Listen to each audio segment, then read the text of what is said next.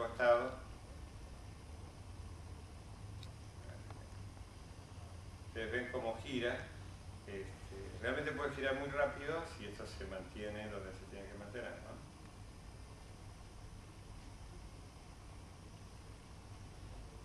¿Alcanzan a ver los que están más lejos?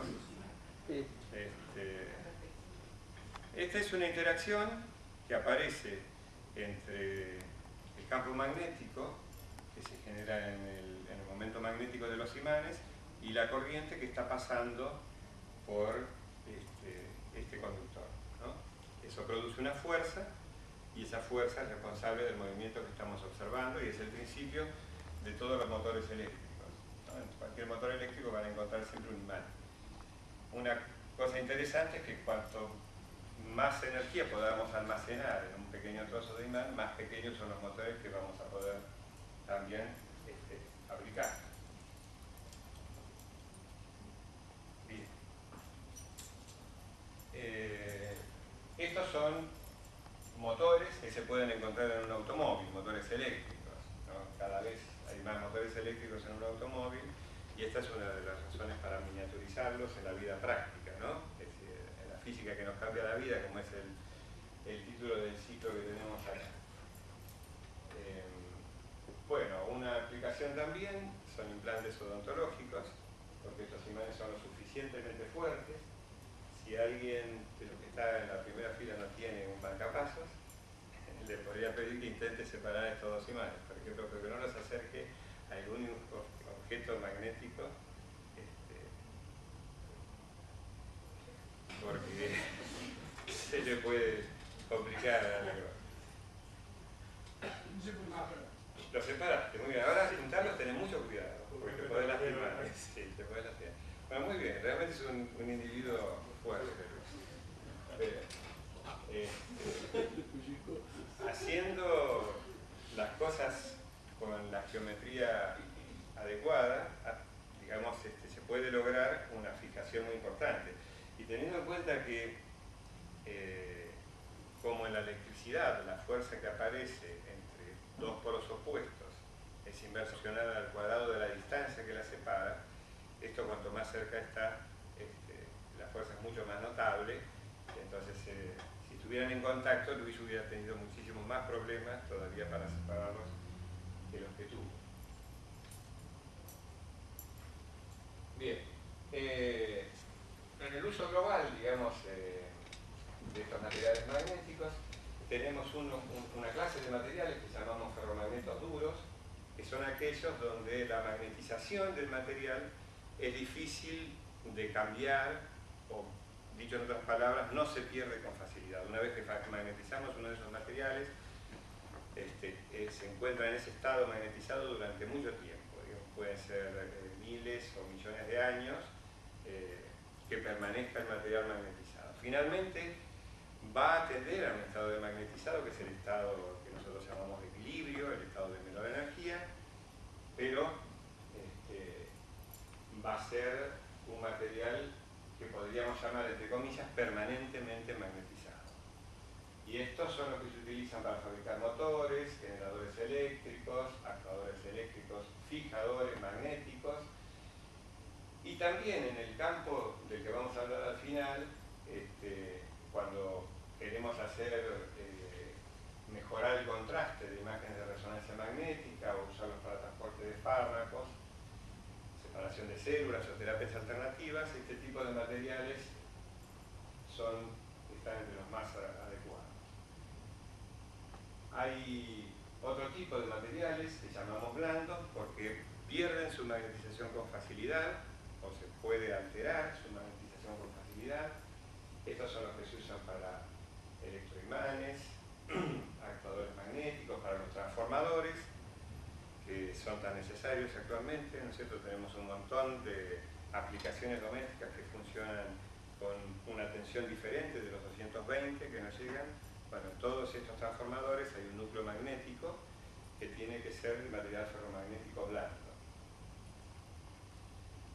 Y en el medio tenemos los materiales que se usan para registro magnético de la información, para cintas magnéticas y discos magnéticos, que tienen que tener propiedades de tal manera que, bueno, podríamos incluirlos en el medio de las dos categorías. Bueno, el origen físico del magnetismo, de los materiales magnéticos, tiene que ver con las corrientes de las que estuvimos hablando. Y el origen de los materiales se encuentra en el átomo del magnetismo que vemos en los materiales. Como vimos hace un rato, Hertz demostró que una corriente eléctrica genera un campo magnético. Y los movimientos electrónicos generan... tengo que volver...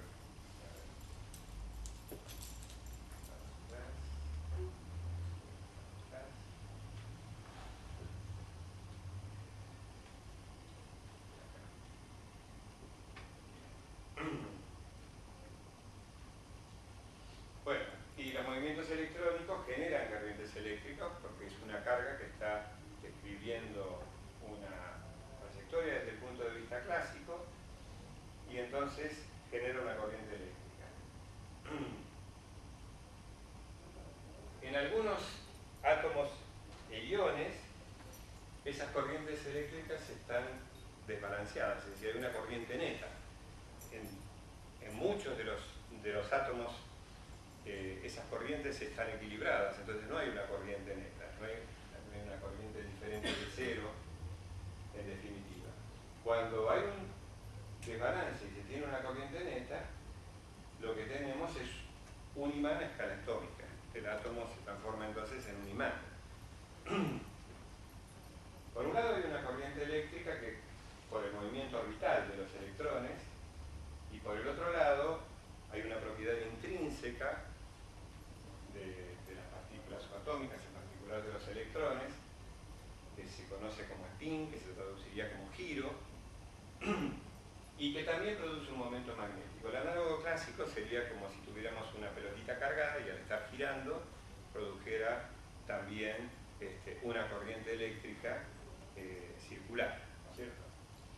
Entonces, también tenemos un momento magnético que aparece de esa magnitud intrínsecamente cuántica, un momento atómico que es la suma de esos dos momentos. En resumen, entonces el átomo es un pequeño imán y si nosotros tenemos un material magnético donde por las interacciones entre átomos, entre los electrones de los átomos, todos esos momentos magnéticos están alineados, lo que tenemos es lo que se llama un ferromagneto.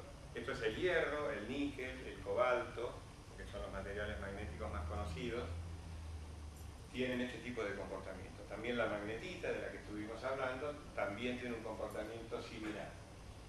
Es decir, que en un ferromagneto lo que tenemos es esta propiedad microscópica que da lugar a una propiedad macroscópica que es que el material se pueda comportar magnética como magnético a una escala mayor.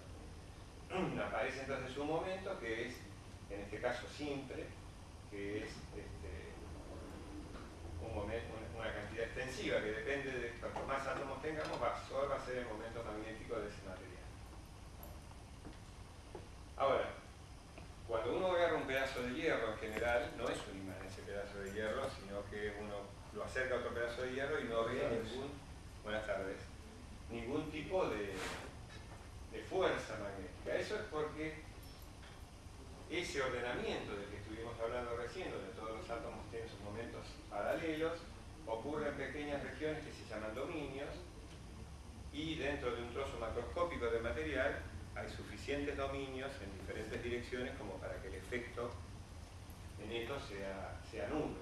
Entonces, por ejemplo, ese dominio que está a la derecha y hacia abajo, donde hay una flecha negra que apunta hacia abajo y hacia la izquierda, en ese lugar, digamos, los momentos atómicos están apuntando en esa dirección también.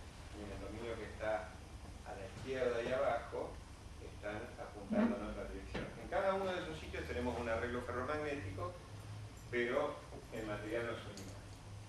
Si le hacemos un tratamiento a este material con un campo magnético intenso, entonces sí obtenemos un imán porque todos los dominios, apuntando en la misma dirección, dirección, y entonces el material se comporta efectivamente como un imán. Vamos a ver si podemos hacer otra pequeña demostración. Este es un tornillo, digamos que un bulón, que básicamente es de hierro y no se comporta como un imán porque tenemos muchos dominios magnéticos en diferentes direcciones.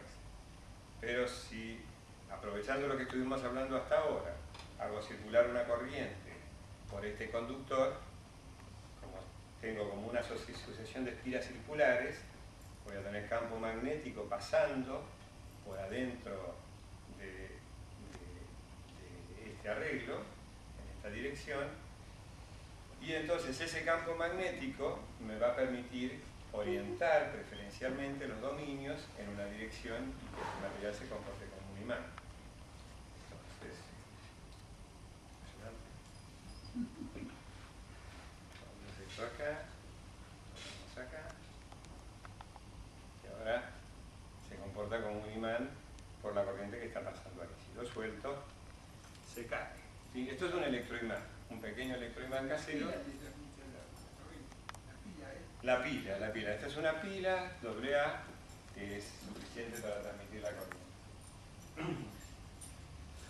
Quiere decir que hemos producido un efecto parecido al que está ahí. Probablemente no hayamos logrado un orden tan notable como el que está en el imán de abajo, pero sí lo suficiente como para que pudiéramos hacer la demostración.